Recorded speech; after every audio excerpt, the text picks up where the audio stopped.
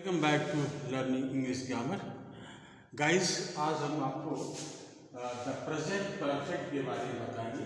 Present perfect का structure क्या होता है, कैसे इसको फॉर्म करते हैं और इसे कैसे वाक्य में हम यूज़ करते हैं, किस सिचुएशन में इसका प्रयोग होता है।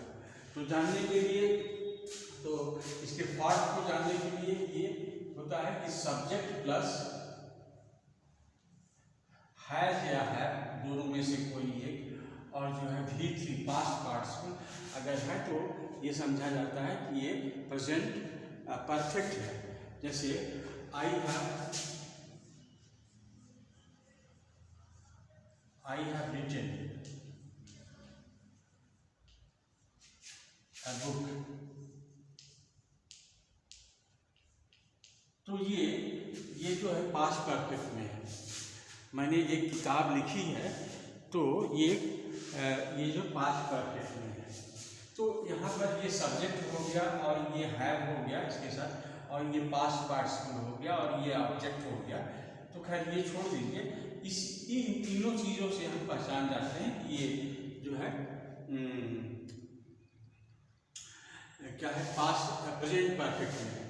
तो प्रेजेंट का मतलब होता है वर्तमान और परफेक्ट मतलब होता है पूरा होना। तो वर्तमान काल में कोई कार्य पूरा हो जाता है तो उसको प्रेजेंट परफेक्ट कहते हैं। अब इसको बारीकी से हम कैसे इसका प्रयोग करते हैं इसको हम देखते हैं। तो जैसे पहली चीज़ तो ये हो गई कि हम जब कोई काम पूरा हो जाता है तो उसको हम क्या बोलते हैं, प्रेजेंट परफेक्ट। तो जैसे ये सेंटेंस लिख रहे हैं, जैसे हमने लिखा कि आई हैव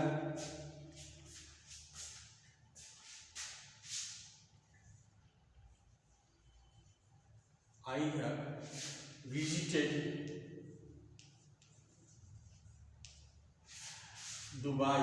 दुबई एक शहर का नाम है, दुबई।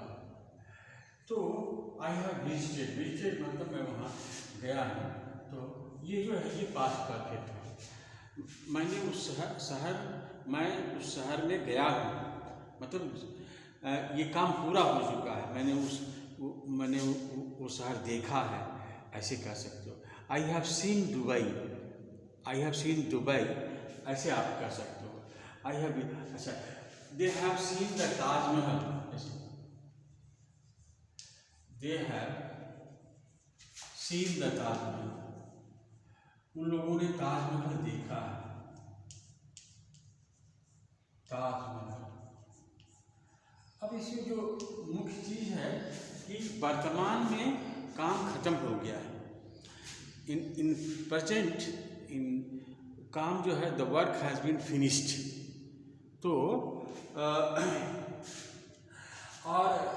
लेकिन उसका प्रभाव अभी है, उसका प्रभाव जो है ये है। हमने ताजमहल देख लिया, हमने ये देख लिया। जैसे एक और सेंटेंस देखते हैं, इसमें भी हो सकता है, there has been a change. अगर देखें, there has been change in, there has been a change in government policy.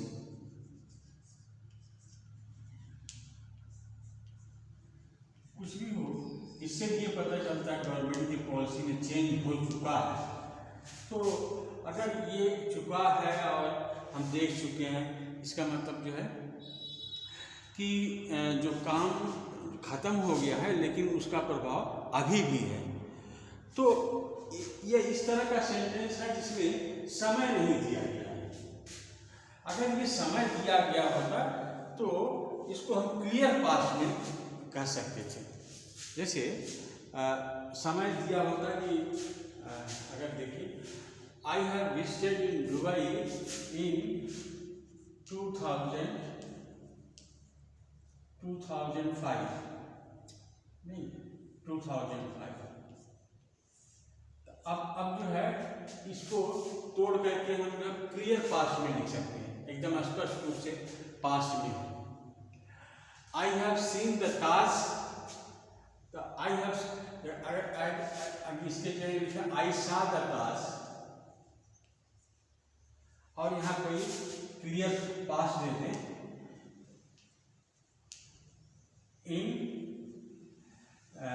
In the month of May, कुछ भी देख दें, तो यहाँ पर भी हम इसको पास्ट कर सकते हैं, आई सा कर सकते हैं। और इसके there has been a change, तो देयर वाज चेंज, इसको पास्ट कर सकते हैं, देयर वाज ए चेंज, इसके जगह पर वाज का प्रयोग कर सकते हैं। तो अगर टाइम एक्सप्रेशन नहीं दिया है, टाइम एक्सप्रेशन नहीं दिया है, कोई काम खत्म हो गया लेकिन उसका असर आपके ऊपर है या देखा जाता है, तो प्रेजेंट परफेक्ट का प्रयोग होता है। अगर टाइम दिया हुआ है और तब उसको क्लियर पास्ट माना जाता है। क्लियर पास्ट का मतलब कोई संबंध नहीं रह गया, हमने देखा था।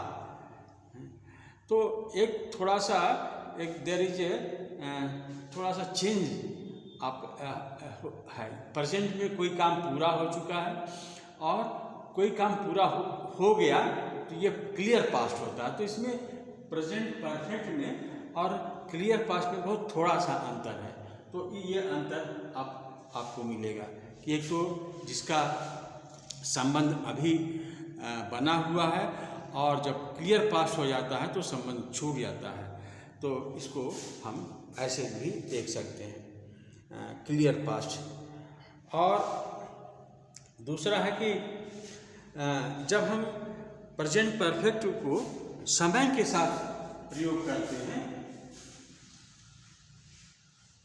तब उसमें इनकम्प्लीटनेस की बात आती है। समय के साथ जब प्रयोग करते हैं प्रेजेंट परफेक्ट को, जैसे I have lived in Bombay,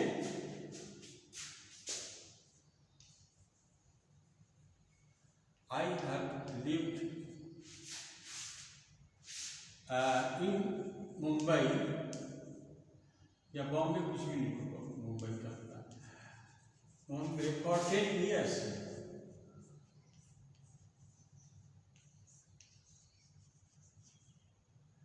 इसका मतलब हुआ कि बॉम्बे 10 साल तक रह चुके हैं, लेकिन इसका प्रभाव अभी भी बरकरार है। तो इसको इस सेंस में ही देखते हैं। I have lived in Bombay for 10 years, or since she has lectured at the university for 10 years। ये भी है since।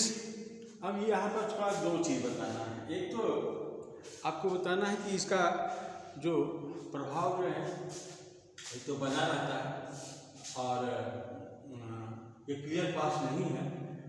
दूसरा चीज़ है कि ये समय का जो होता है उसका can हम प्रयोग करते हैं फॉर और सिंस में, ये भी देखना है। तो दो सेंटेंस लेते हैं, जैसे I have lectured at university, I have lecture मतलब भाषण देना या व्याख्यान देना। लेक्चर्ड एट यूनिवर्सिटी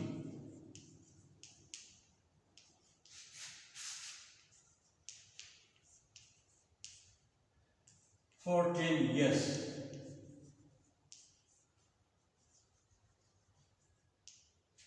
और I have lectured at university since 2015। तो फॉर का प्रयोग होता है ऐसे समय में जब हम टाइम पीरियड दिखाते हैं। तो यहाँ से यहाँ तक जो पीरियड होता है इसको बोलते हैं टाइम पीरियड। टाइम पीरियड तो हम 10 साल तक अगर कोई काम किए हुए हैं तो 10 साल का मतलब 1 2 3 4 5 ऐसे करके ये 10 हो गया। तो ये पूरा पीरियड दिखाता है। और जो सिंस होता है वो सिंस कोई दिया हुआ टाइम है तो दिए हुए टाइम के पॉइंट को बताता है, पॉइंट को बताता है। जैसे बहुत से साल हैं तो वो बताता है 2015 2015। तो दिस इज डिफरेंस। तो जब हम फॉर और सिंस का प्रयोग करते हैं तो यही अंतर आता है। तो Yes, all these sentences led up to the present, and they would mean continue to live in that place. ये कंटिन्यूटी का भी इसमें आता है, कुछ काम कर दिया है और कुछ बाकी है। जैसे हमने इतना काम कर दिया है और इतना भी बाकी है, ये इसका भी सेंस निकलता है। she has lectured this one. Again ज़्यादा पॉसिबिलिटी होती है जब ये अपने मन की चीज़ है। जैसे अगर ये ऐसा लगता है कि काम खत्म हो गया है और काम का संबंध अब प्रेजेंट से बिल्कुल नहीं है, तो क्लियर कट पास्ट का प्रयोग करते हैं। क्लियर पास्ट, जैसे I lived in Mumbai, I lived in Mumbai,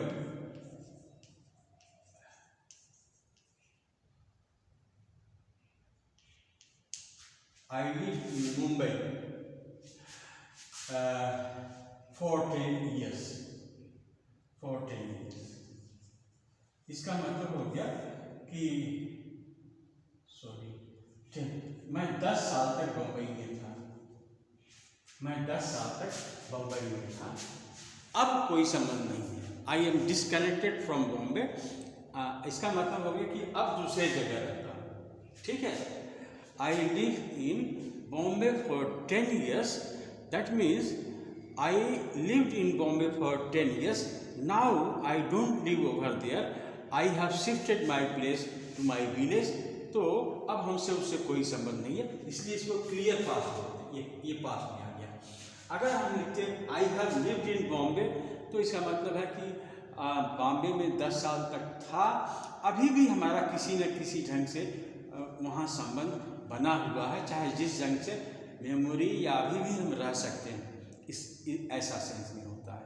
तो इसको बराबर देखा जाना चाहिए। तो पास्ट और ये प्रेजेंट परफेक्ट में बहुत कम का अंतर है, बहुत कम का। जब आपको ये लगे कि पूरा यहाँ कोई रिलेशन नहीं है पास्ट से, तब जो है प्रेजेंट परफेक्ट कीजिए। और जहाँ आपको लगता है कि बिल्कुल ये अब कोई संबंध नहीं रहा, तो आप क्लियर पास्ट में आप इसको लिख दीजिए। जैसे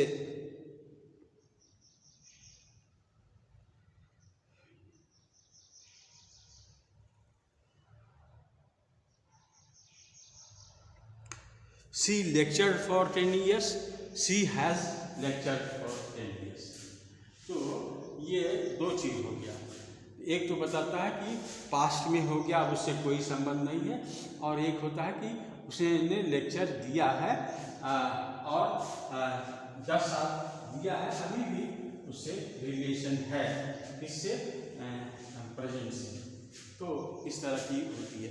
और तीसरा जो एक्सप्रेशन जो बताने जा रहे हैं उसमें यह है कि कुछ ऐसे शब्द होते हैं जैसे लेटली, सो फार, और कुछ एडवर्बियल्स होते हैं, ऑलरेडी, जस्ट, रिसेंटली, ऐसे रिसेंटली, ऑलरेडी, ऐसे कुछ ऐसे शब्द होते हैं। जैसे हम आपको बताते हैं एग्जाम्पल में, जैसे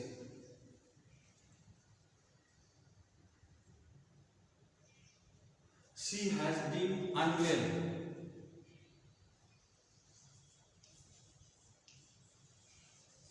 she has been unwell lately। Lately का मतलब होता अभी। तो इसका मतलब ये होता है कि अभी वो बीमार रही है, ठीक हो गई है, लेकिन अभी बीमार रही है, लेकिन इसका जो है अभी प्रेजेंट से संबंध बना हुआ है, प्रेजेंट से संबंध बना हुआ है। तो अगर हम इस तरह का एक्सप्रेशन लगाते हैं लेटली और एट सो फार, तो इस तरह हम देखते हैं कि जैसे कोई चीज़ ऐसे the workers have not reported for work,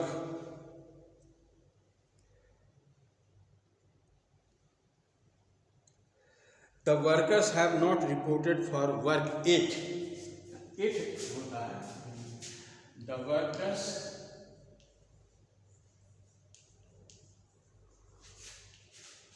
have not reported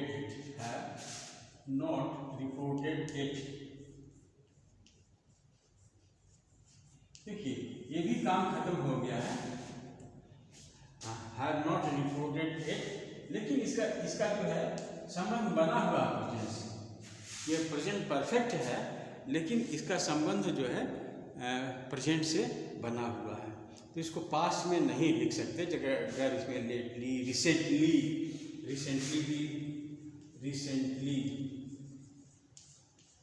lately और एट और so far I have not worked on it so far।